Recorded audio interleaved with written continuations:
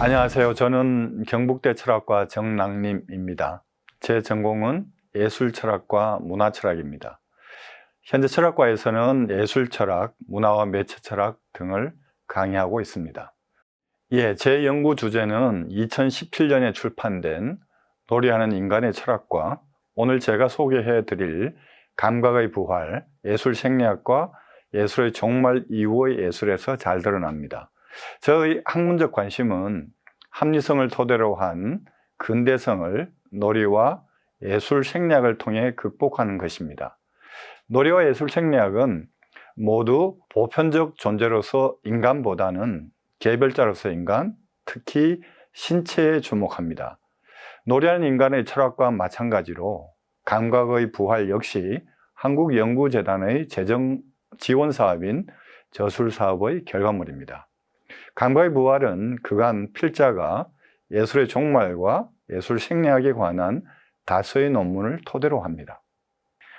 감각의 부활은 3부로 구성되어 있는 책입니다. 제1부는 예술의 자명성 상실과 예술의 종말입니다. 예술이 삶의 곳곳에 자리 잡은 우리 시대에 역설적으로 예술을 정의할 수 없는 그런 역설적 상황을 맞이하고 있습니다. 전시실에 놓인 화분은 에코하트로, 건물 앞에 무질서하게 쌓인 책더미는 설치미술로, 그리고 바다에 거대하게 축조된 기하학적 모양의 제방은 대지예술로 불립니다. 왜 우리는 그것이 그냥 화분, 책더미, 제방으로 불리지 않고 예술의 이름을 달고 있는지 설명하기가 쉽지 않습니다. 예술에 대한 이러한 복잡한 지형을 가장 잘 설명하는 것은 아마도 예술다원주의와 예술의 종말 선언일 것입니다. 예술의 종말에 대한 수많은 주장에서도 아스 단토의 것이 가장 유명합니다. 단토는 1964년 한 전시실에서 앤디 워홀의 브릴로 상자라는 작품을 보게 됩니다. 브릴로 상자는 슈퍼마켓에서 흔히 볼 수 있는 세탁 세제를 담은 상자입니다. 워홀은 상품 상자와 똑같은 크기와 모형을 나무로 제작하여 미술관에 전시한 것입니다. 단토는 이 워홀의 브릴로 상자를 통해 예술이 더 이상 비예술적인 것과 감각적으로 지각 차원에서 구별될 수 없음을 간파하게 됩니다. 단토에 따르면 이제 예술이 무엇인가에 대한 물음은 왜 그것이 예술인지에 대한 가능성에 달려 있습니다. 다시 말해 이제 그가 누구이든 그것이 무엇이든 자신의 생각을 유무형의 형태로 창조하고 그것을 예술로 설명할 수 있다면 그것은 예술의 지위를 획득하게 됩니다. 단토의 예술의 종말 선언은 작가, 장르, 재료에 갇혀 있는 예술의 장벽이 붕괴되고 예술에 대한 자명성이 상실된 시대, 즉 예술다원주의에 대한 예술사적 진단이라고 할 수 있습니다. 단토의 예술의 종말 선언에 앞서 예술의 종말에 대한 논의들이 많이 존재했습니다. 예술의 종말에 대한 철학적 논의들이 사실 단토에게 직간접적으로 영향을 끼쳤습니다. 예술의 종말론의 시조는 헤겔입니다. 헤겔은 예술을 진리의 감각적 직관 형식으로 정의합니다. 진리가 감각적 직관의 형식을 넘어갈 때 예술은 종말에 도달합니다. 역사적으로 보면 그리스도교가 유럽에 확고하게 뿌리를 내리던 시기입니다. 이제 진리는 마음으로 표상되는 것입니다. 헤겔의 예술의 역사성에 대한 통찰, 즉 예술의 정의와 역할이 초역사적인 것이 아니라 역사성을 가진다는 통찰은 대단히 심원한 것입니다. 단토 역시 헤겔의 이러한 정의를 높이 평가합니다. 프리드리히 니체의 예술의 종말론도 우리가 놓쳐서는 안 되겠습니다.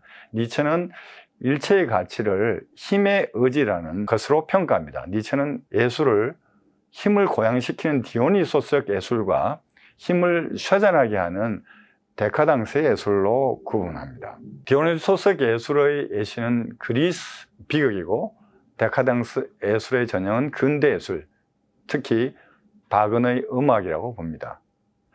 니체는 데카당스 예술이 문화의 병적 직무이고 문화의 건강함을 회복하기 위해 그것은 종말을 고해야 한다고 주장합니다. 예술의 종말론과 관련하여 우리가 반드시 언급해야 될 또 한 사람의 철학자가 있는데요. 그 사람이 바로 발터 베냐민입니다. 베냐민은 근대까지 함부로 접근할 수 없는 예술의 권위를 아우라라는 개념으로 설명합니다. 예술 작품에서 아우라는 아무리 가까이 있더라도 너무나 멀리 떨어져 있는 느낌을 말하는데, 그것은 예술 작품의 물질적 조건인 진본성, 유일성, 그리고 일회성에서 기원합니다. 결국 아우라는 작품이 진본이 있고 그 진본이 하나밖에 없다는 것에서 비롯되는데, 예술 작품의 이러한 권위는 기술 복제 시대, 즉 사진과 영화가 예술에서 도래할 때 막을 내리게 됩니다. 진본의 유일성이 사진과 영화로 무력화게 된 상황에서 예술은 종말을 고한다는 것이 베냐민의 생각입니다. 강박의 부활 2부는 예술을 인간의 생리적 차원에서 이해하는 니체, 듀이, 그리고 딜레즈의 예술 철학을 주제로 다룹니다. 단토의 예술의 종말론으로 대변되는 예술다원주의는 예술의 영역을 급진적으로 확장하여 예술을 일상의 삶과 밀착시켰다는 기여에도 불구하고 모든 것이 허용된다는 극단적 상대주의의 딜레마에 봉착하게 됩니다. 도대체 모든 것이 예술이라면 예술을 평가하는 기준이란 존재하지 않게 되는 것입니다. 이 문제에 대한 답을 적극적으로 모색한 철학자들이 바로 니체, 듀이, 델레즈입니다. 이들 사이에 철학적 차이가 있음에도 불구하고 공통적으로 그들은 감각에 주목합니다. 감각은 예술과 뗄 수 없는 관계에 있습니다. 예술, 아트에 해당되는 그리스 어원은 아이스테시스이고 그것의 원래 뜻은 감각입니다. 그리고 그리스에서 최초의 예술은 코레이아, 즉 춤입니다. 이것이 말해주는 것은 예술의 출발이 감각이라는 것과 감각에서 유래하는 정서 혹은 감을 조직하는 것이 예술 활동이라는 사실입니다. 니체, 단토, 그리고 들레즈가 예술과 관련된 논의에서 감각에 주목하는 것은 예술의 출발로 돌아가서 문제를 살펴보자는 것입니다. 왜냐하면 감각은 개별 인간이 세계와 최초로 대응하는 능력이기 때문입니다. 니체는 예술과 관련된 일체의 행위는 신체에서 출발하는 생리적 조건과 뗄 수 없는 관계에 있다고 보고 그것을 예술 생리학으로 구체합니다. 예술과 관련하여 니체가 주목하는 생리적 현상은 바로 도취입니다. 도취에서 우리가 도취를 할 때 우리는 자신 속에 힘이 들끓고 있고 고양되어 있다는 느낌을 받습니다. 여러분 노래방에서도 그런 느낌을 갖죠. 니체는 도취를 예술의 존재 조건으로 봅니다. 힘으로 충만한 사람은 마주한 세계에 자신의 힘을 투사하여 세계를 지배하고 변형하고자 합니다. 니체는 이러한 행위를 근본적 의미에서 예술 행위로 봅니다. 따라서 니체의 예술은 인간의 생명 활동과 분리될 수 없습니다.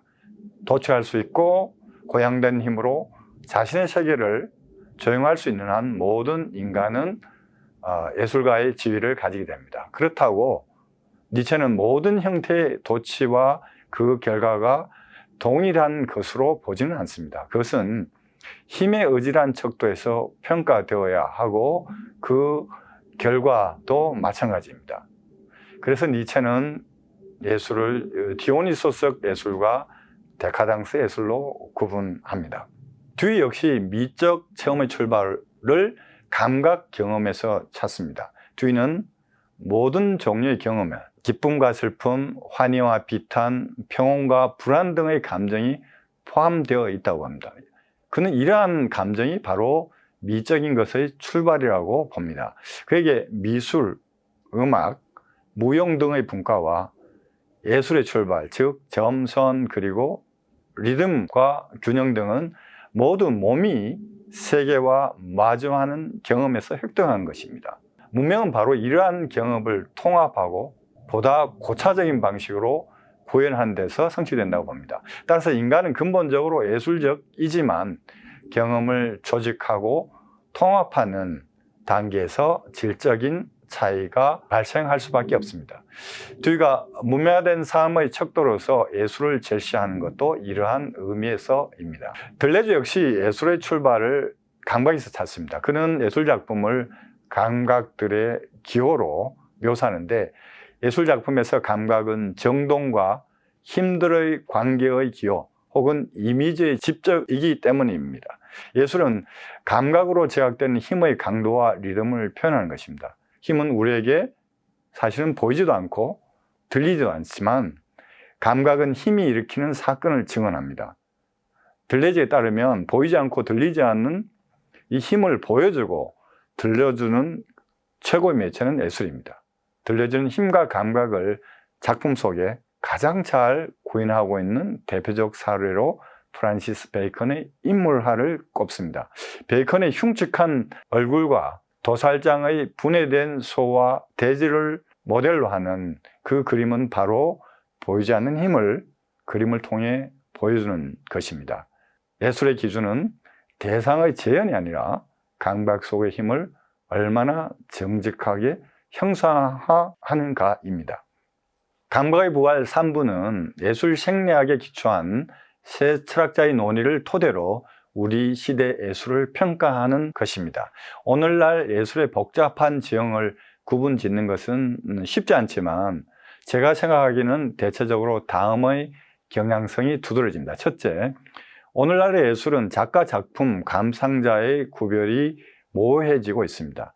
예술에서 상호작용성의 중요성이 점증하고 있고 창작자가 작품에 가지는 배타적 권력은 약화되고 있습니다. 둘째, 예술에서 실험성, 우연, 그리고 노래의 가치가 점증하고 있습니다. 이것은 창작뿐만 아니라 감상자에도 해당됩니다. 셋째, 현대예술이 우연과 놀이를 바탕으로 실험을 중요하게 생각한 태도는 예술의 장르를 해체하는 하이브리드 형태의 장략을 촉진하고 있습니다. 넷째, 현대예술은 예술과 삶의 관계를 재정립하려는 태도가 강합니다. 이러한 경향성을 실험하는 미술, 불협화음과 놀이하는 음악, 감각의 방출과 현대무용, 매체와 새로운 예술의 탄생 등에서 확인합니다. 예술이 삶의 곳곳에 자리 잡은 우리 시대, 역설적으로 예술이 무엇인가, 예술의 기능이 무엇인가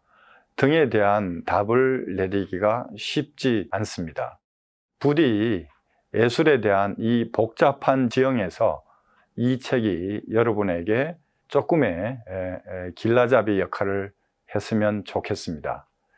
이상 감각의 부활 예술 생리학과 예술의 종말 이후의 예술 저자 정랑림이었습니다.